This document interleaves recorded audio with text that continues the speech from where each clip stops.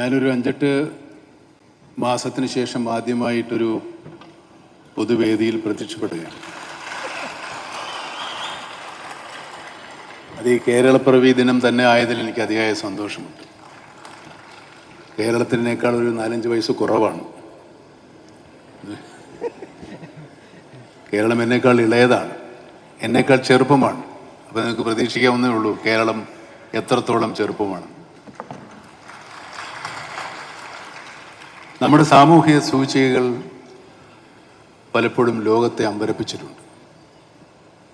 ലോകത്തിൻ്റെ അതിസമ്പന്ന രാജ്യങ്ങളുടെ 20-ലൊരു ഭാഗം പോലുമില്ലാത്തൊരു കേരളമാണ് ഇത്രയും വലിയ നേട്ടങ്ങൾ കൊയ്യുന്നത്. ഒരുപാട് സാമൂഹ്യ സേവന രംഗത്ത് നമ്മൾ ഒരുപാട് മുന്നിലാണ്, മറ്റു വളരെയൊക്കെ അപേക്ഷിച്ച് മുന്നിലാണ്. ഈ നേട്ടങ്ങളെല്ലാം നേടിയത് നമ്മുടെ സാമൂഹ്യ ബോധത്തിൻ്റെ, നമ്മുടെ ജനാധിപത്യ ബോധത്തിൻ്റെ ഫലമായിട്ട് തന്നെയാണ്. ഇന്ന് മുഖ്യമന്ത്രിയുടെ അതിദാരിദ്ര്യമുക്ത സംസ്ഥാനമായി കേരളത്തെ പ്രഖ്യാപിക്കുമ്പോൾ അതിനേക്കാൾ വലിയൊരു ഉത്തരവാദിത്തമാണ് അദ്ദേഹം ഏറ്റെടുക്കുന്നതെന്ന് ഞാൻ മനസ്സിലാക്കുന്നു. അതിദാരിദ്ര്യം മാത്രമേ, ദാരിദ്ര്യത്തിൽ നിന്ന് മാത്രമേ നാം മുക്തമായിട്ടുള്ളൂ. ദാരിദ്ര്യം ഇനിയും നമ്മുടെ മുന്നിൽ ബാക്കിയാണ്.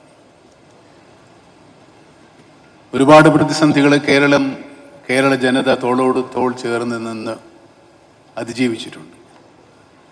നമ്മുടെ സ്വാതന്ത്ര്യം കിട്ടുന്ന കാലത്തേക്കാൾ നമ്മുടെ ദാരിദ്ര്യരേഖ ഒരുപാട് കുറഞ്ഞു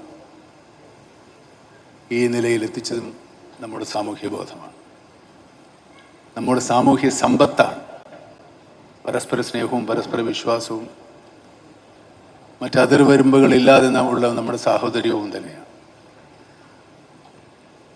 ഈ ഭരണ സംവിധാനത്തിൽ അർപ്പിക്കപ്പെട്ടിട്ടുള്ള ഈ ഉത്തരവാദിത്വം വളരെ വിശ്വാസപൂർവ്വം അവർ നിർവഹിക്കും എന്ന് തന്നെയാണ് ഞാൻ വിശ്വസിക്കുന്നത്. അതിന് ഞാൻ നേരത്തെ പറഞ്ഞതുപോലെയുള്ള സാഹോദര്യവും സമർപ്പണവും നമ്മുടെ ജനങ്ങളിൽ നിന്നും ഉണ്ടാവണം. അതുണ്ടാവും എന്ന് തന്നെയാണ് ഞാൻ വിശ്വസിക്കുന്നത്. ഞാൻ നേരത്തെ പറഞ്ഞതുപോലെ 8-9 മാസമായി ഒരു പൊതുവേദിയിലോ നാട്ടിലോ ഒന്നും ഇറങ്ങാത്ത ആളാണ്. ഞാനിപ്പോൾ വന്നപ്പോൾ ഒരുപാട് കണ്ണഞ്ചിപ്പിക്കുന്ന വികസനങ്ങൾ ഉണ്ടായിട്ടുണ്ട്. ആ യാത്ര കൂടുതൽ സുഗമമാകും എന്ന് ഞാൻ വിചാരിക്കുന്നു. അത് വികസനം തന്നെയാണ്. പക്ഷേ വികസനമെന്ന് നമ്മൾ പറയുമ്പോൾ വികസനം ആരുടെ വികസനമാണ്?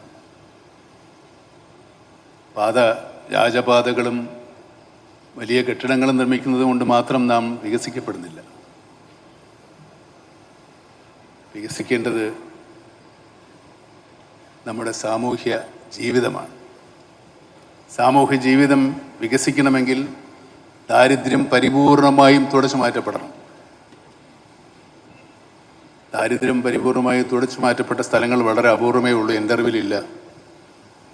കേരളം പലതിനും മാതൃകയായിട്ടുള്ളതാണ്.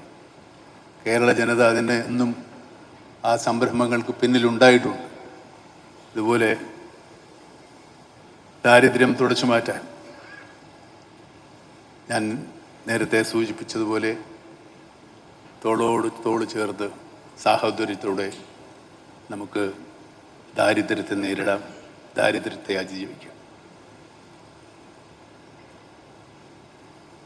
ഏത് കണ്ണഞ്ചിപ്പിക്കുന്ന വികസനങ്ങളുണ്ടെങ്കിലും